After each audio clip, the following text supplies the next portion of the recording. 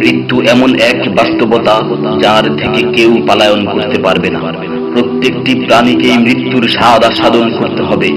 আল্লাহ তাআলা পবিত্র কালামে মাজিদে ইরশাদ করেন, কুল্লু নাফসিন যায়িকাতুল মাউত, প্রতিটি প্রাণী ওই মৃত্যুর স্বাদ আস্বাদন করবে।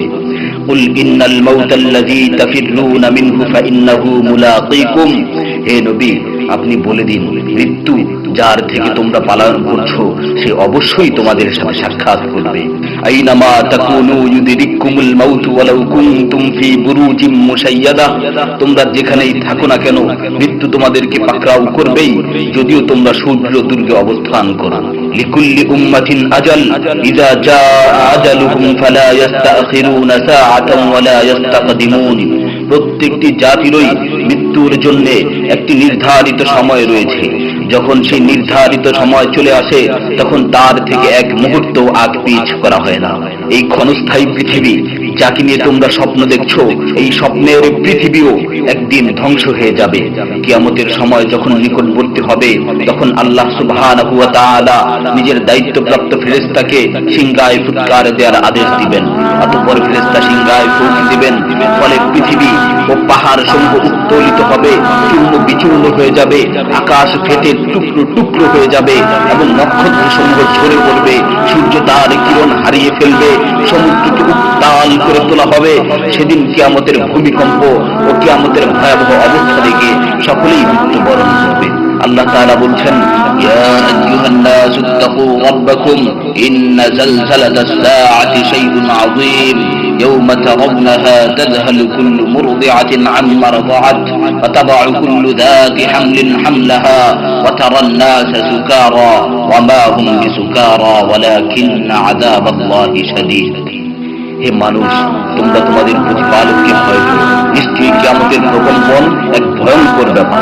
সেদিন তোমরা দেখবে প্রত্যেক স্তন্যদানকারিণী আপন দুগ্ধপোষ্য শিশুকে ভুলে যাবে এবং প্রত্যেক গর্ভধারিণী তার গর্ভপাত করে ফেলবে। তুমি দেখবে মানুষকে পাগলের মতো, আসলে ওরা পাগল নয়, তবে আল্লাহর আযাবই হবে কঠিন।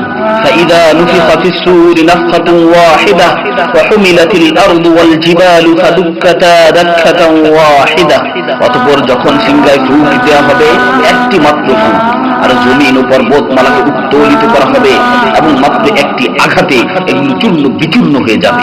ইযা সামাউ ফাতারাত ওয়া ইযাল কাওয়াকিবু ইনতাসারাত ওয়া ইযাল বিহারু ফুজ্জিরাত ওয়া ইযাল কুবুরু বু'সিরাত আলিমাত নাফসুম মা কদ্দামাত ওয়া আখখারাত, যখন আসমান বিদীর্ণ হবে, আসমান ফেটে টুকরো টুকরো হয়ে যাবে, আর যখন নক্ষত্রগুলো ঝরে পড়বে, আর যখন সমুদ্রগুলোকে উত্তাল করে তোলা হবে, আর যখন কবরগুলোকে উন্মোচিত করা হবে, তখন প্রত্যেকেই জানতে পারবে সে আগে কি পাঠিয়েছে এবং পরে কি পাঠিয়েছে।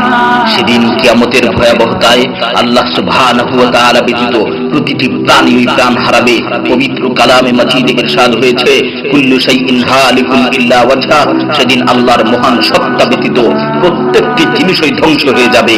কুল্লু মান আলাইহা ফান ওয়া ইয়াবকা ওয়াজহু রাব্বিকা যুল জালালি ওয়াল ইকরাম, সেদিন জমিনের উপর যা কিছু রয়েছে সবই ধ্বংস হয়ে যাবে, আর শুধুমাত্র মহামহিম ও মহানুভব আল্লাহ সুবহানাহু ওয়া তাআলাই বাকি থাকবেন।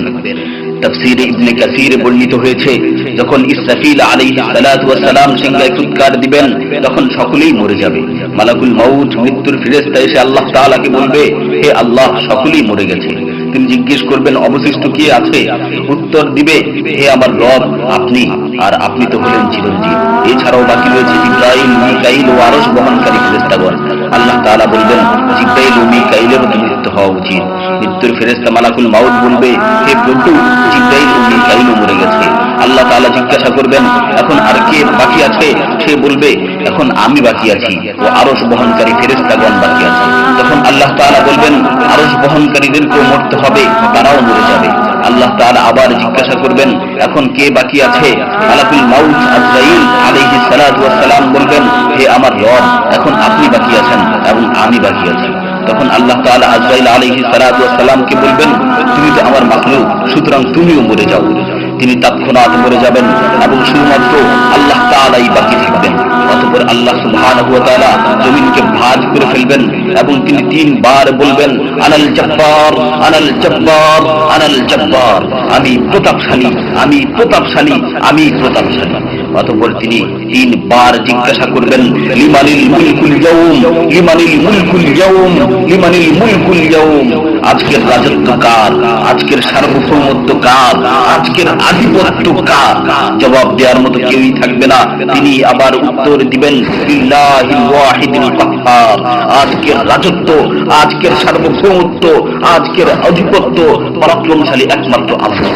ইবনে ওমর রাদিয়াল্লাহু তাআলা আনহু হতে বর্ণিত অপর এক হাদিসে ইরশাদ হয়েছে, কিয়ামতের দিন আল্লাহ সুবহানাহু ওয়া তাআলা আসমান জমিনকে ভাঁজ করে নিজ হাতে গুটিয়ে নেবেন। অতঃপর বলবেন, আনাল মালিক, আনাল জব্বার, আনাল মুতাকাব্বির, আমি বাদশা, আমি প্রতাপশালী, আমি অহংকারী। আইনা মুলুকুল আরদ, আইনাল জব্বারুন, আইনাল মুতাকাব্বিরুন, দুনিয়ার রাজা বাদশারা কোথায়, দুনিয়ার প্রতাপশালীরা কোথায়, দুনিয়ার অহংকারকারীরা কোথায়? তখন আল্লাহ তাআলা সুউচ্চ কণ্ঠে 3 বার জিজ্ঞাসা করবেন, লিমানিল মুলকুল ইয়াউম, লিমানিল মুলকুল ইয়াউম, লিমানিল মুলকুল ইয়াউম, আজকের রাজত্ব কার, আজকের সার্বভৌমত্ব কার, আজকের আধিপত্য কার? অতঃপর তিনি 3 বার উত্তর দিবেন, লিল্লাহিল ওয়াহিদিল কাহ্হার, আজকের সার্বভৌমত্ব, আজকের রাজত্ব, আজকের আধিপত্য প্রতাপশালী একমাত্র আল্লাহ সুবহানাহু ওয়া তাআলা।